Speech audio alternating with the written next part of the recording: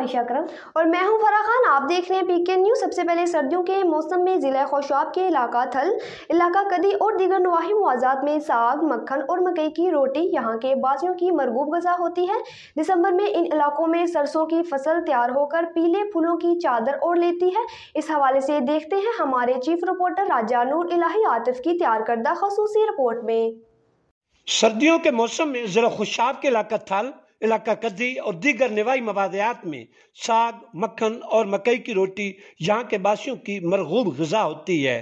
दिसंबर में इन इलाकों में सरसों की फसल तैयार होकर पीले फूलों की चादर ओढ़ लेती है।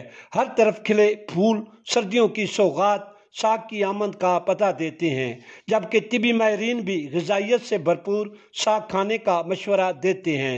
साग की नरम गंदलें तोड़कर काटने के बाद हल्की आग पर रवायती तरीकों से पकाई जाती हैं। साग को मज़ेदार और करारा बनाने के लिए पालक, सब्ज मेथी, बाथू, सब्ज धनिया और सब्ज लहसुन समेत मुतअद्दिद मसालाजात भी इसमें डाले जाते हैं। ज़िला खुशाब के इन इलाकों में साग, खालिस मक्खन और मकई के आटे से बनी रोटी छोटे बड़ों की पसंदीदा डिश और सर्दियों की खसूसी सौगात भी है।